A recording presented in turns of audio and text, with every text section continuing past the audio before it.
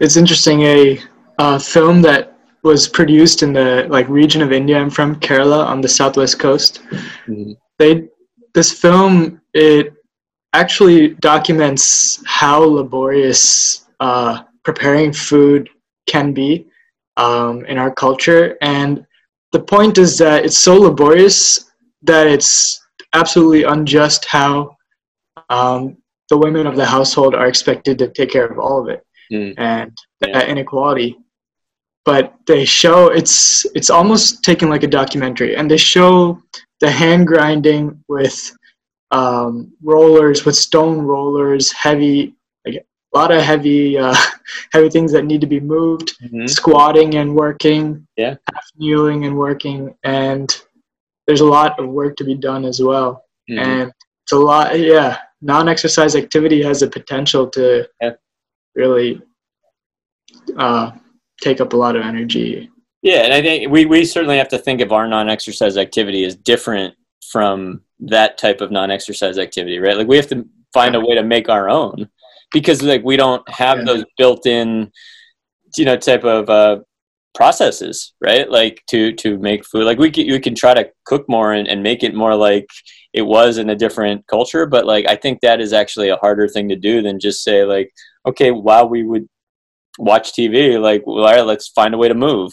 Let's yeah, go for more walks, like whenever you can.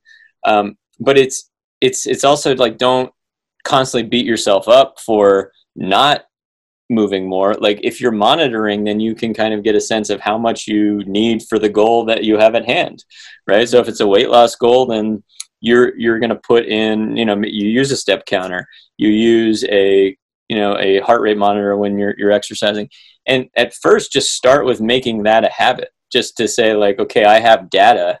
You don't even have to like use the data right away. You just have to start gathering the data so that you can explore really like what certain exercises with certain activities do.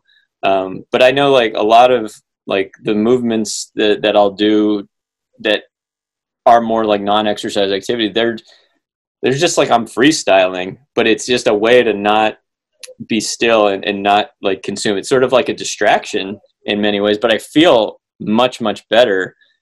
Even like when I'm like kind of chilling and relaxing and watching TV, like I just, cause I'm up, and if I have to do something around the house, I have like two kids, because I'm up, it's not a big deal to say, okay, I got to get up, like, cause I'm already up.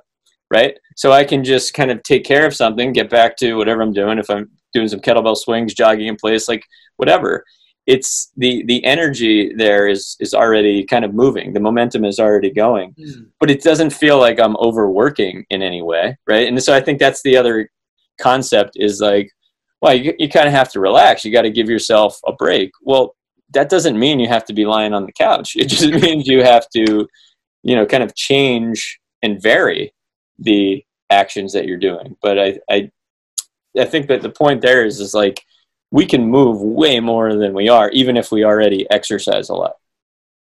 And we might need to if we have goals that are being stubborn. Right. So I think that's the other point of it. And I tried to back it up with, what I found in the literature on that topic, because I do think it's important, but I don't think it's even compartmentalized the way that it might have come off in the book, where it's like, this is non-exercise activity, this is purposeful exercise activity, because, like, I think there's a gray area there. Like some of the stuff that I would do that doesn't really have a like specific intent, but it's just me moving, might be kettlebell swings, which look absolutely like a purposeful exercise. But just because in that moment, the intent is just to vary and move and not sit down, then that no longer becomes, in my opinion, like a purposeful exercise type of thing. But you can see how that's just kind of subjective at that point.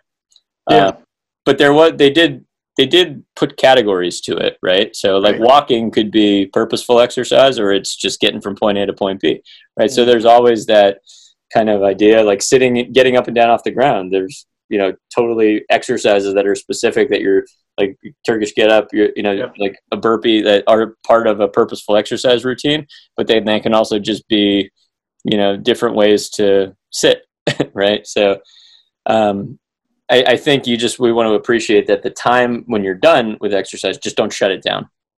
Right. Like still have some metric for awareness of how much you're moving throughout the course of the day. Yeah. Yeah. That category, I think, of non-exercise activity is a useful one to have if we're going to categorize movement. Yeah. Because otherwise, between stillness and purposeful exercise, there's a lot that's being missed out. Right. Yeah, and I think it's a hard thing to describe to people, like why you might have them do some things that like why is it important to sit on the ground? Why is it important to like change your position frequently?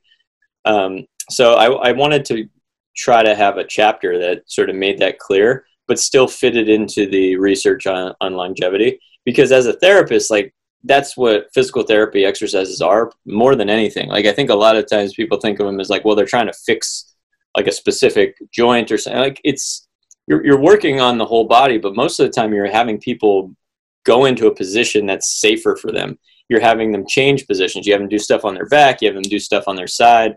And different body types like will do better with different positions at different parts of a rehab process.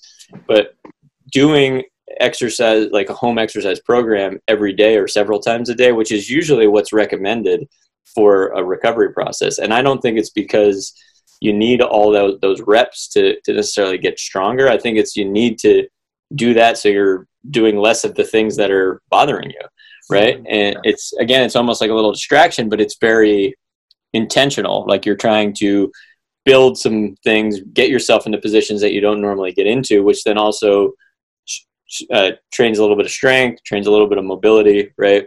But that whole concept of doing like different movements often throughout the course of the day is basically what physical therapy is all about in many ways. Yeah. How do you introduce ground sitting to a patient?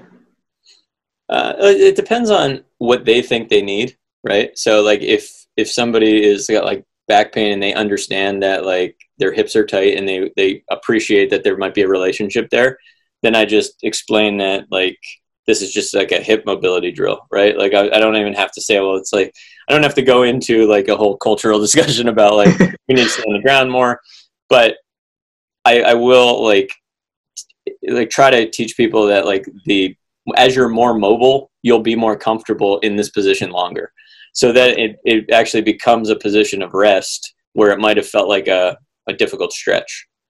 And then as it becomes more of a position of rest, then there's less of a need to do it over and over again, right? It just becomes sort of integrated into your day if you're mindful enough to do it. Yeah. Or maybe it's accidental as well. Yeah. So, yeah. And like I think you had a question about like the squat challenge of like, I mean, that absolutely would fit in it could fit into like non-exercise activity, but it's purposeful because you've made it a challenge, right? So and I don't like, I think that might take away in some ways. It depends on how good your squat is. Like if you already have like a pretty good squat, I don't think you need to spend 30 minutes in that squat position unless you have stuff to do in that squat position. Where for somebody whose mobility is pretty limited, like the squat's a big bang for your buck movement to restore mobility. So it could be a really good thing to improve a lot of joints as long as you don't hurt yourself in the process, right? Like, so I love the idea of the deep squat as like this mobility drill for a bunch of joints, if done safely and where people are ready to do it. But I don't know that it's necessary if your squat's already good.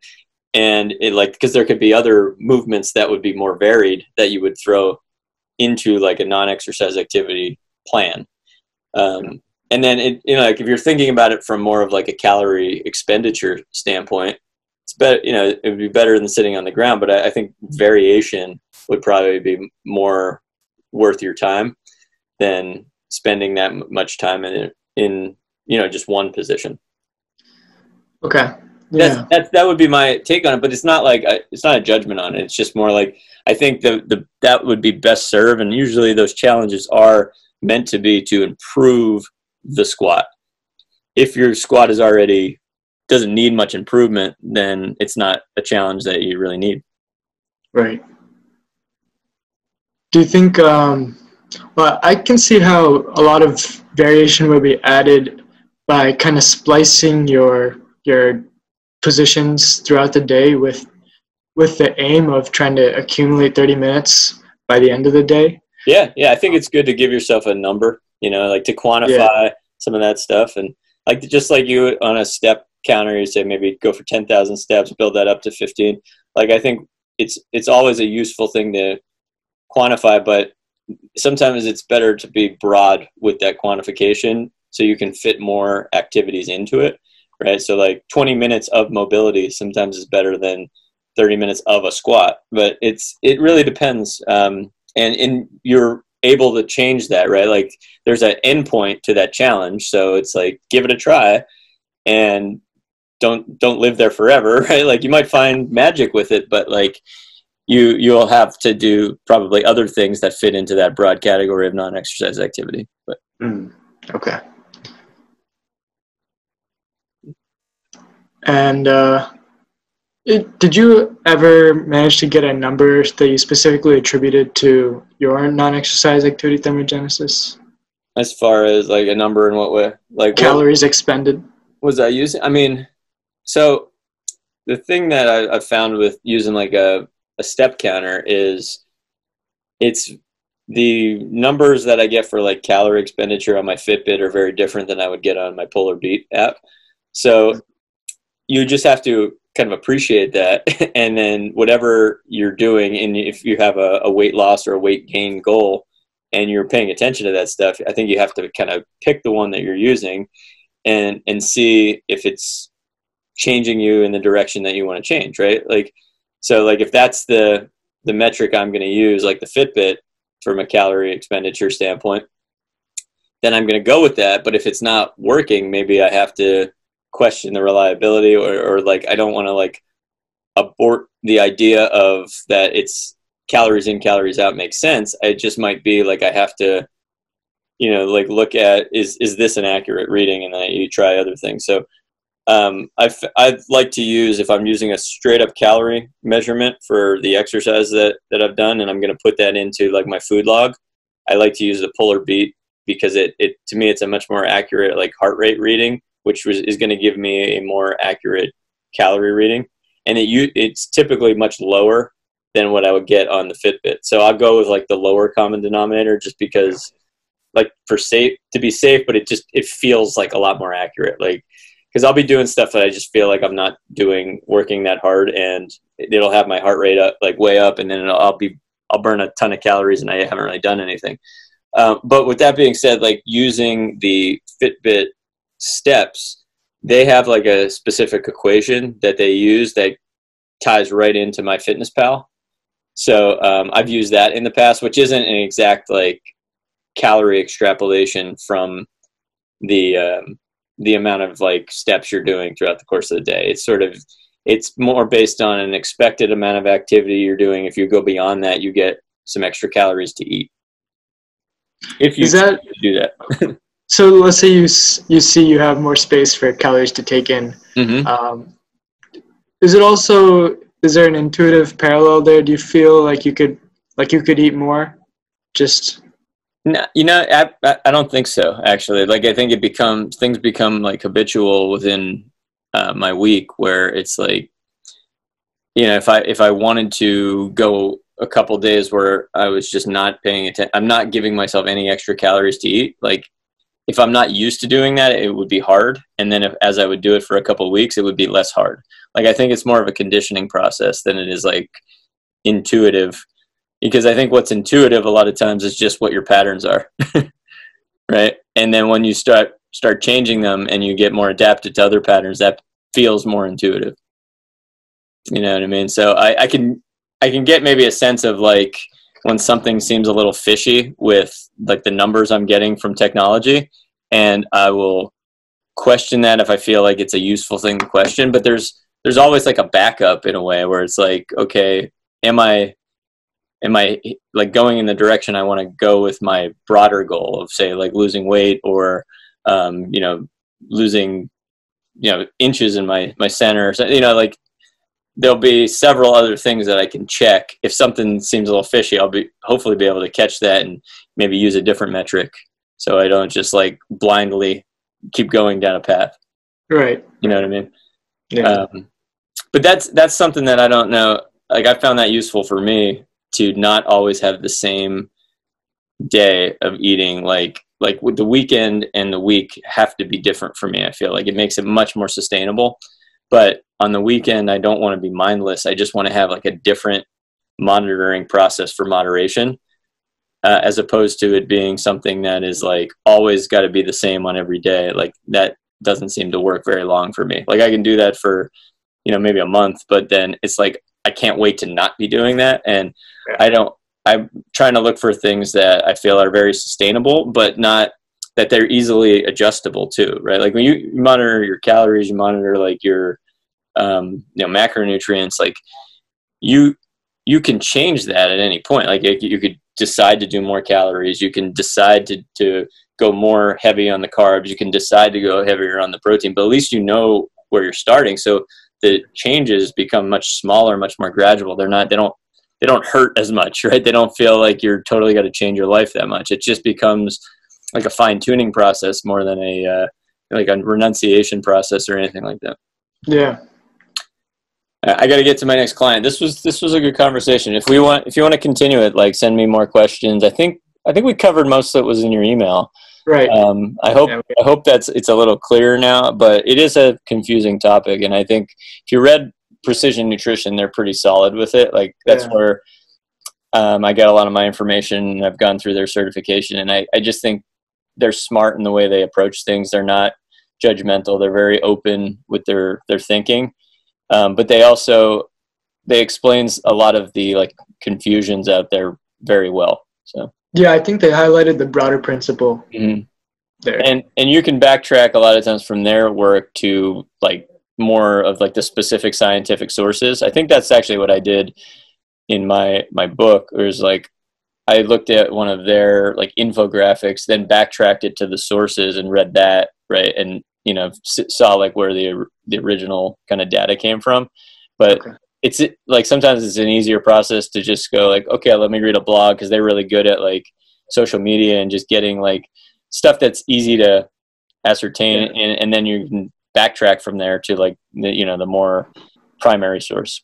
It's a good strategy. Yeah. All right, we'll be in touch. Let me know if you have any more questions.